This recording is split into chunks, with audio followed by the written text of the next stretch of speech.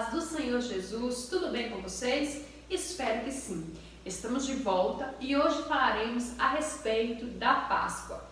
Discutiremos acerca da simbologia, do significado, o que esta data tão especial verdadeiramente representa para nós. E para darmos continuidade, ou para iniciarmos este diálogo, contaremos novamente com a presença do Natanael. Olá, Natanael, tudo bem com você? Olá, Nayane, olá pessoal que nos assiste, tudo bem, graças a Deus. É uma satisfação estar de volta para a gente tratar de uma temática tão importante como o da Páscoa. Bom, a nossa primeira questão hoje é justamente o que significa Páscoa. O que você tem a nos dizer, Natanael, sobre a Páscoa? O que a palavra de Deus nos diz a respeito deste momento tão especial? Ora, Nayane, a Páscoa é sem dúvida uma das festas mais importantes do calendário judeu e do calendário cristão. Eu faço essa diferenciação da Páscoa do calendário judeu e do calendário cristão por alguns motivos que nós veremos durante essa abordagem. Antes de iniciar essa abordagem, eu quero deixar um texto bíblico que está na primeira carta escrita por Paulo aos irmãos de Coríntios, capítulo 5, versículo 7, a última parte que diz assim: porque Cristo, nossa Páscoa, foi sacrificado por nós. Como disse, a Páscoa é uma das festas mais importantes do calendário judeu e do calendário cristão. O judeu, ele comemora a Páscoa como sendo a libertação do povo do Egito, a libertação do povo de Israel das mãos de Faraó.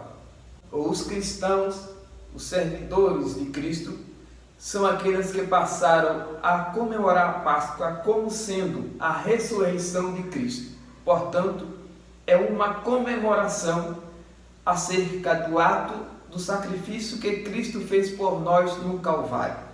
Há instruções bíblicas acerca da chamada ceia do Senhor, há instruções bíblicas de como lembrar daquele ato e há promessas futuras acerca desse ato se cumprir um dia na eternidade. Portanto, esta festa, a Páscoa, é sem dúvida uma festa importantíssima para todas as nações do mundo, independente dos seus credos ou religiões.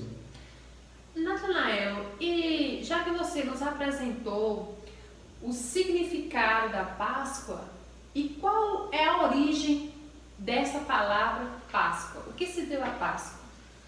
Ora, então, a Páscoa, para chegarmos ao entendimento da palavra Páscoa, a sua origem, nós somos convidados a irmos para a ordenança desse ato, que está recorrendo às fontes bíblicas, recorrendo agora precisamente ao livro do Êxodo, capítulo 12. Aqui há a recomendação de Deus acerca da primeira Páscoa, que Deus falou a Moisés e a Arão no Egito, acerca de que aquele mês seria o princípio dos meses, seria o primeiro mês do ano. E a partir dali deu a ordenança para que as famílias comemorassem a libertação, os feitos que Deus faria na vida da nação de Israel.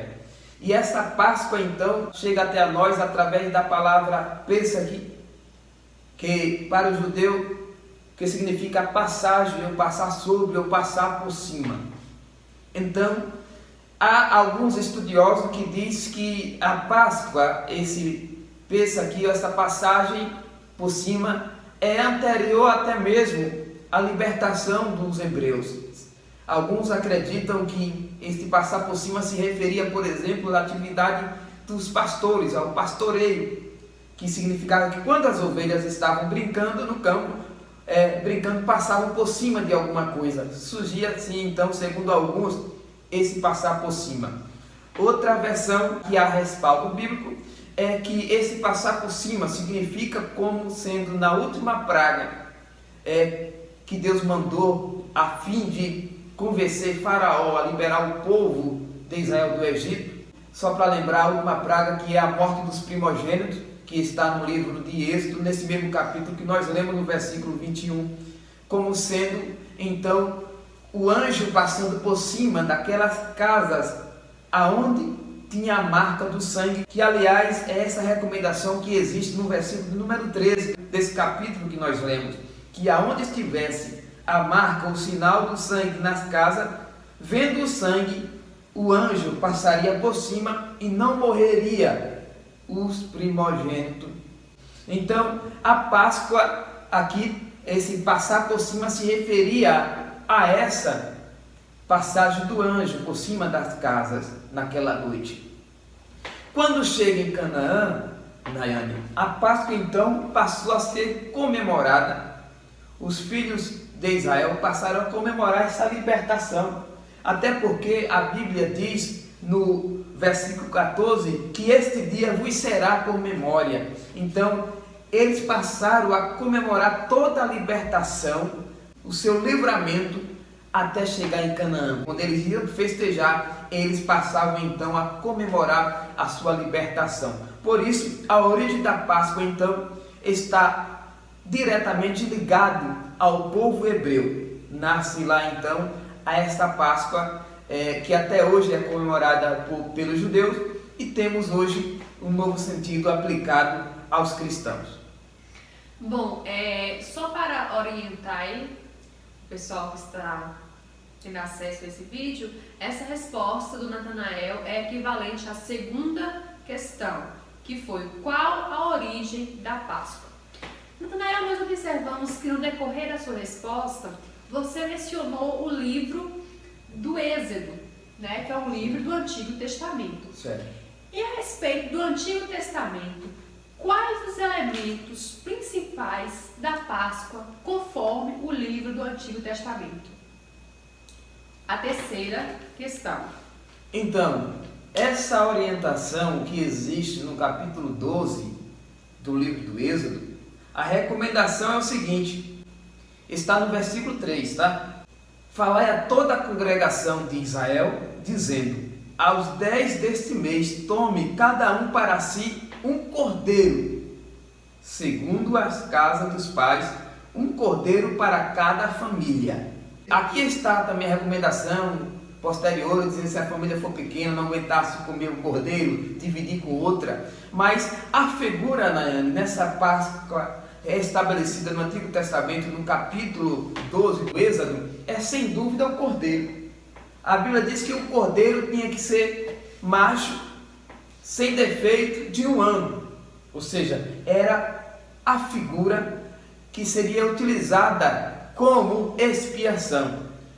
Originalmente a Páscoa não tem um sentido de expiação, mas a partir dessa ordenança, houve sim então essa simbologia, esta prática, que certamente quando vamos depois para o Novo Testamento, nós vamos ver que apontaria para o novo Cordeiro que viria para trazer redenção ao mundo. Portanto, se você me procura dentro do Antigo Testamento, na ceia ou na Páscoa estabelecida no Antigo Testamento, qual é o personagem principal? O Cordeiro. Sem dúvida, o Cordeiro é o maior símbolo. Claro que junto a esta festa, nós vamos ver vindo também as ervas amargas, as festas dos pães asmo, o matzá, mas assim, dentro da Páscoa, o Cordeiro é o que ganha destaque no Antigo Testamento.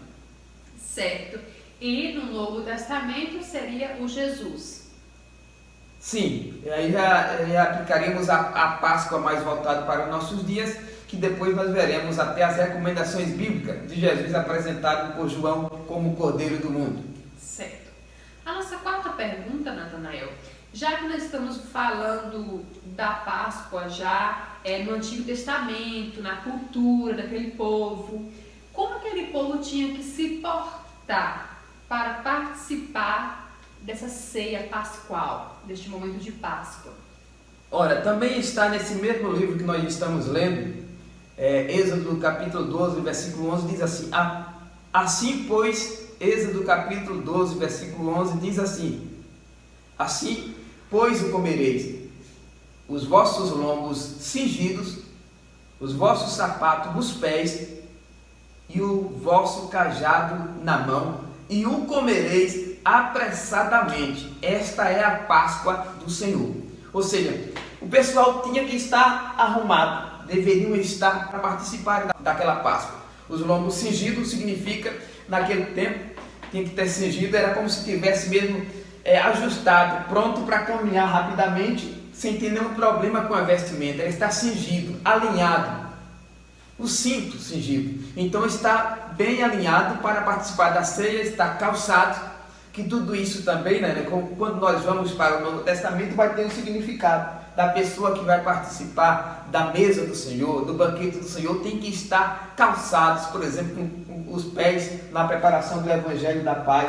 Depois nós vamos ver Paulo escrevendo aos Efésios também, os irmãos, no capítulo 6, versículo 12 e seguinte, das armaduras de Deus, ele dizendo estar com o lombo cingido. Ou seja, tudo tem um sentido. Embora estava falando do pessoal estar pronto, preparado, vão lá, se arrumem, estejam tudo pronto, para não ter esse negócio de chegar lá na hora, um está faltando uma coisa, um está desprovido de algum item, ter que sair para depois participar da Páscoa. Tinha que chegar lá e comer apressadamente, ou seja, tinha que estar lá preparado, alinhado para não perder tempo. Tinha que ser algo organizado, assim também como deve ser aqueles que respeitam, que participam das coisas de Deus, tem que estar cingido, estar firme, estar seguro, para que não venha sofrer nenhum imprevisto nessa grande obra de Deus, chamada, seja na Páscoa, na ceia do Senhor, ou seja, na nossa vida, no nosso caminho rumo à Nova Canaã.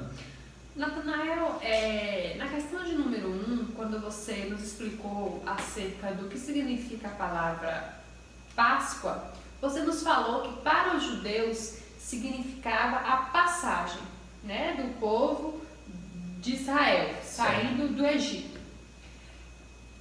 Isso? Isso. Bom, Natanael, a questão 5, ela vai nos falar o seguinte: até hoje, o povo judeu ainda tem a Páscoa com essa finalidade, com esse significado de passagem? Olha, quando se fala em termos de cultura, nação judaica, assim, a Páscoa, seguindo as recomendações bíblicas, que aliás está aqui no versículo, que nós podemos ver o versículo 14, os judeus, aqueles praticantes, eles seguem esse versículo 14, esse dia me será por memória, e celebrará-lo-eis por festa ao Senhor nas vossas gerações, o celebrareis por estatuto eterno. Os judeus, eles têm como prática a Páscoa. Para eles comemoram até hoje a libertação, a saída do Egito. Até hoje há essa prática, esses lembretes, os feitos que Deus realizou com o povo de Israel. Obviamente há aqueles chamados cristãos, que mesmo sendo judeus cristãos, comemoram a ressurreição de Cristo, porque afinal de contas, assim como em outras nações, existem judeus, existem pessoas, existem integrantes de um país que é cristão e existem que não são. Então existe entre os judeus alguns cristãos que comemoram também a Páscoa como sendo a ressurreição de Jesus Cristo, mas em linha de regra, no sentido de cerimônia, de comemoração, os judeus ainda continuam comemorando a Páscoa como sendo a libertação das mãos de Faraó. Ok, Natanael. A nossa questão de número 6, na questão de número 5, na questão de número 5, você nos falou que os judeus até hoje comemoram o momento pascual pela passagem, pela libertação do Egito, certo? Sim. Então, e na questão de número 6, nós queremos saber, e os cristãos? Os cristãos, os protestantes, os não protestantes, os que creem que Jesus veio, morreu por amor a nós. Qual o significado da Páscoa para eles? Então, veja que eu falei do preço aqui, falei da Páscoa para os judeus e para o cristão. O cristão vale lembrar que Cristo, Jesus Cristo, quando ele estava aqui nessa terra, junto com os discípulos, ele participou das comemorações da Páscoa. Ele cumpriu o ritual. Aliás, antes de morrer, ele participou da última Páscoa com os seus discípulos. Nós vamos ver ele naquele ato, naquela última ceia. Ele disse: desejei muito comer convosco esta Páscoa. Ou seja, Jesus participou da Páscoa tal como era acontecida anualmente e já comemorada naquele período pelos judeus. Entretanto, nós vemos depois instruções bíblicas, por exemplo, Paulo aconselhando os irmãos aos Coríntios 11:23, a célebre instrução acerca da Santa Ceia do Senhor, que nada mais, nada menos é do que uma comemoração do sacrifício de Cristo, que também é uma Páscoa, é uma lembrança acerca do sacrifício que Cristo fez por nós.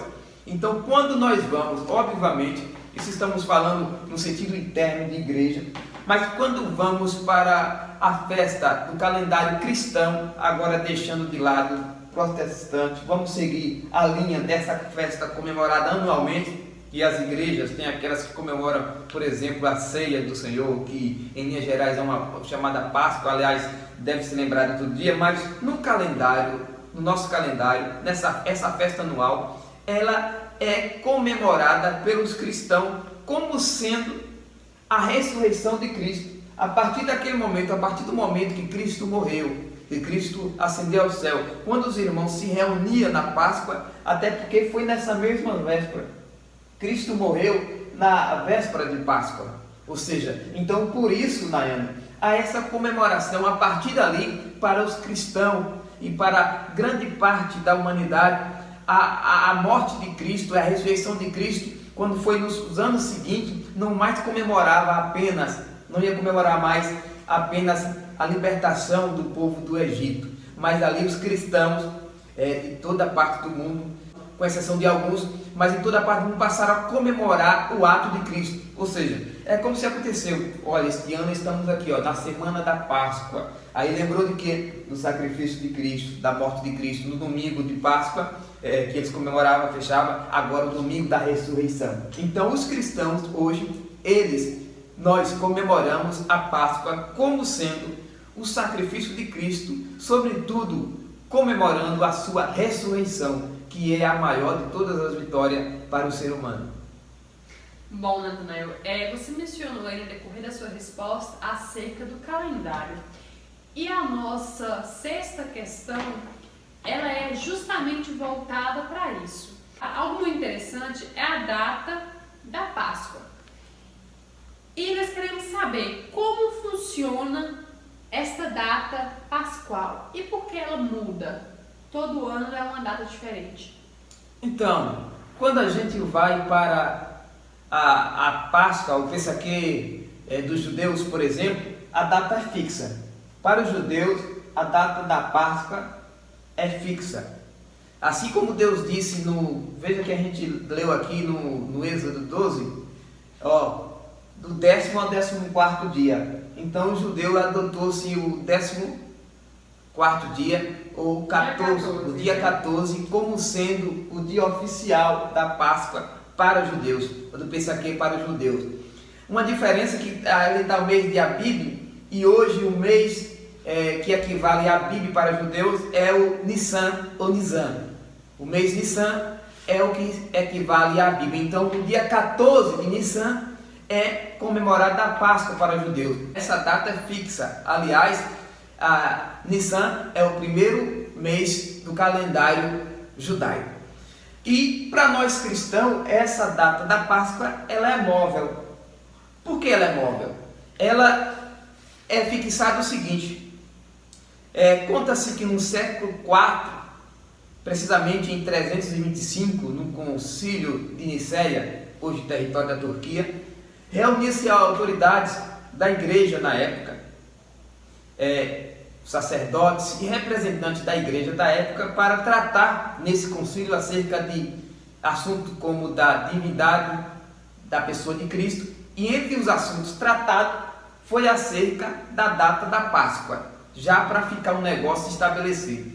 E ali, então, estava presente Constantino I, estabeleceu-se que a Páscoa ia sempre acontecer no primeiro domingo depois do equinócio da primavera. Diante dessa explicação, Naine, ficou estabelecido que a Páscoa, então, considerando como sendo esse primeiro domingo de primavera depois do equinócio, a Páscoa sempre vai acontecer nesse intervalo de 22 de março a 25 de abril. Agora, tem uma diferença também de calendário. Nosso calendário que nós usamos, aliás, no Ocidente, a parte ocidental utiliza é o gregoriano, solar. O que significa isso? Então, mesmo a Páscoa ficando nesse intervalo estabelecido depois do equinócio, quando vamos para países do Ocidente, vai existir uma diferença, mesmo todos seguindo essa recomendação, porque há a diferença do calendário lunar para o solar. O nosso gregoriano tem essa diferenciação do juliano adotado, por exemplo, no Oriente. Então é que essa data sempre há essa alteração, mas foi uma forma que encontrou-se para estabelecer. E quando fazemos essa alusão à data da Páscoa, independente do que foi estabelecido do Concílio de Nicéia, independente se há um dia para mais ou para menos, o importante é que essa data seja específica para lembrar do ato de Cristo. E mais que isso, que não fique apenas nessa data, mas que seja frequentemente levada a sério todos os dias da nossa vida a importância do sacrifício e da data de tudo que Cristo fez por nós.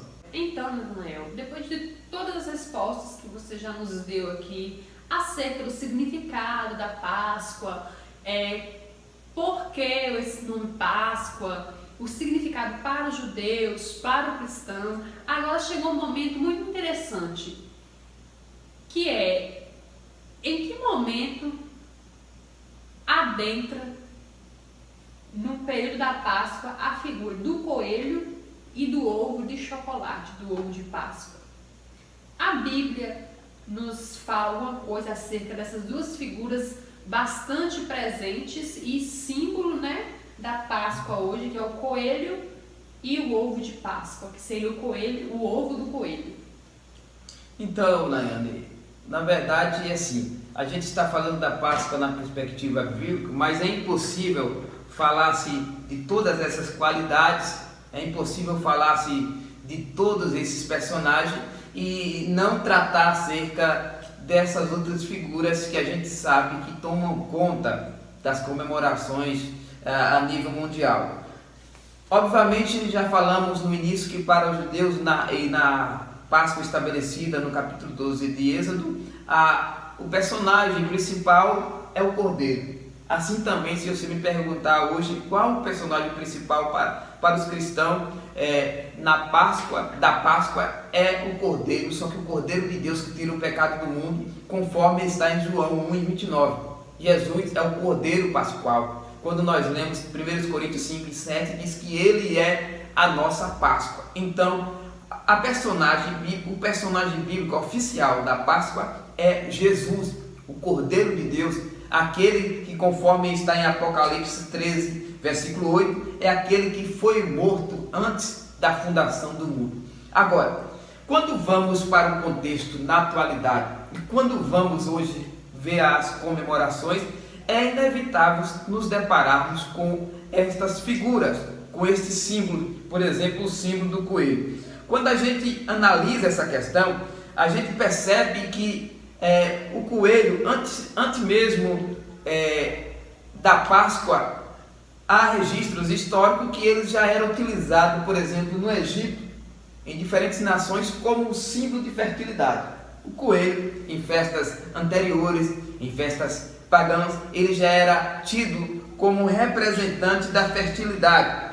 Por exemplo, quando chegamos para o contexto mais recente, no contexto alemão, na parte norte da Alemanha, que hoje no território alemão, nós vemos que existia lá uma deusa, anotei até o nome dela aqui, uma deusa chamada Ostara. Ela também, essa deusa era tida para os germânicos como uma deusa da fertilidade. E o símbolo, Nayane, dessa deusa era o coelho. Então, veja que existe desde tempos antigos, na época do Egito, como no contexto posterior, nações que já tinham como prática utilizar a figura do coelho como símbolo de fertilidade. E explicado, a gente sabe que com a gestação do coelho é em torno de 28 a 30 dias. Nesse intervalo, não é a nossa área, mas nesse intervalo imaginemos que em média nasce de 4 a 6 filhotes de coelho, mas pode chegar até 9 coelhos dentro de 30 dias. Então eles utilizavam dessa figura do coelho para usar como símbolo da fertilidade. Da mesma forma que os germânicos, quando tiveram encontro com o cristianismo, quando foram cristianizados, eles deixaram de cultuar essa deusa Ostara e passaram a integrar-se ao cristianismo. Mas o coelho não foi deixado de lado, acabou sendo incorporado. Ele mesmo comemorando a Páscoa, alusiva à ressurreição de Cristo, conforme prega o cristianismo, mas a figura do coelho ainda estava presente, ou continuou sendo presente, por ser também significar vida, renascimento também. Quando vamos para o ovo, também para o ovo, a figura do ovo também é parecida com o do coelho, dá a ideia de renascimento, de fertilidade, e também utilizava-se também na antiguidade, alguns pais tinham o hábito de decorar ovos de aves, como por exemplo de galinha, e colocar escondido no campo para que os filhos depois encontrassem, tá? Então há essa alusão e até lendas acerca disso, que certa feita o menino olhou quando viu o ovo decorado e passou um coelho, e dali saiu a ideia que o ovo era do coelho, mas na verdade todos nós sabemos que o coelho é mamífero, né? Então não tem esse negócio de ovo, mas aí essas duas figuras acabaram sendo dada continuidade mesmo nessa celebração alusiva à ressurreição. O chocolate, quando ganha essa noção do chocolate, nós sabemos que também é antigo. A história do chocolate estima-se que 1500 anos antes de Cristo, no território que hoje equivale ao México e à Guatemala, o povo já comercializava o chocolate.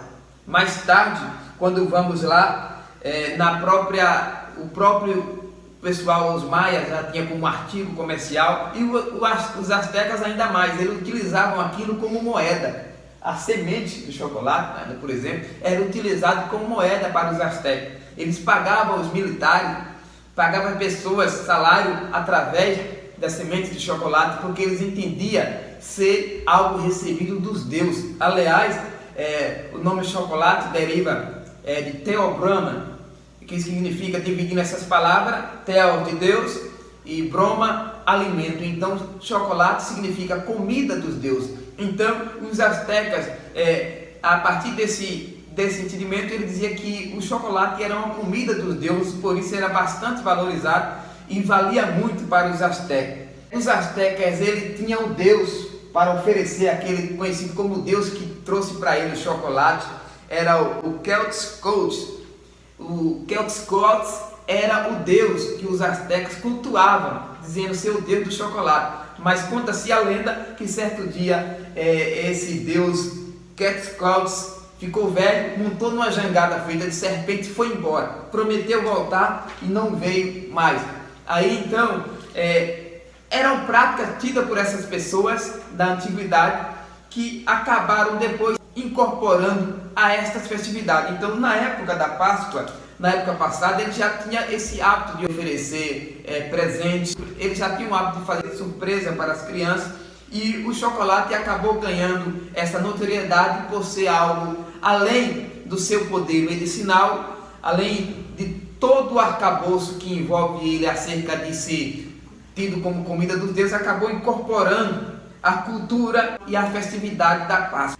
E hoje é comum, quando se fala de Páscoa, lembra-se desses personagens, tanto do coelho como do próprio ovo de Páscoa, mas na verdade são símbolos, são figuras que não tem na Bíblia, tá? A Bíblia não dá instruções acerca dessas figuras. Elas são utilizadas nesse período e todos sabem que tem a finalidade comercial, tem também a raiz histórica disso aí, mas bíblica não há registro disso. A figura principal permanece sendo Jesus ou o Cordeiro. Certo. E a nossa 10ª e última pergunta é mais ou menos para poder reforçar tudo o que foi dito. Então, assim, depois de tudo que você já nos passou aqui, qual é o verdadeiro sentido da Páscoa hoje, na atualidade, século XXI? E o que quer dizer quando nós dizemos a alguém Feliz Páscoa? Ora, Nayane, a Páscoa hoje, para nós, para os cristãos, significa comemorar uma nova vida. Assim como Cristo morreu, ressuscitou, nós temos a esperança de uma vida nova. Nós podemos ser novas criaturas em Cristo Jesus. Como ele disse para Nicodemo, é necessário nascer de novo. Então a Páscoa hoje tem o sentido de dizer de vida nova. Quando a pessoa diz para outra, Feliz Páscoa, está dizendo feliz vida nova, feliz novidade de vida. Então, amigo, nesse período de confraternização em família, é o motivo de relembrar os feitos que Deus fez por você, por sua família, mas é um motivo de vida nova. Chega de viver na mesmice, chega de viver de passado, viva uma vida diferenciada, tenha uma novidade de vida, como diz a Bíblia. Quando você dizer Feliz Páscoa, feliz novas atitudes, feliz conduta, feliz nova vida. Estabeleça suas metas, seus projetos. Viva, seja feliz, tenha uma feliz mudança. Passe por cima, assim como pensa aqui, passar por cima, passar sobre. Passe por cima dos obstáculos também. Passe por cima de tudo aquilo que está impedindo de você crescer na caminhada ao encontro da nova Canaã, ao encontro da nova terra, da nova vida. Passe por cima dos problemas. Vença esses problemas, vença esses obstáculos e saia vencedor no final da história. Eu desejo uma feliz Páscoa, isto é, uma feliz mudança, feliz vida nova, feliz novidade de vida para você, meu irmão e meu amigo que até agora nos acompanha. É isso aí, meus queridos. Então, feliz vida nova, feliz mudança, feliz Páscoa em Cristo Jesus. Vai lá no nosso canal, assista esse vídeo, esperamos que contribuam para o crescimento de vocês e até a próxima, se Deus nos permitir. A paz do Senhor, um beijo no coração de cada um de vocês. Mais alguma coisa, Natanael? Só agradecer, obrigado pessoal. Paz do Senhor Jesus.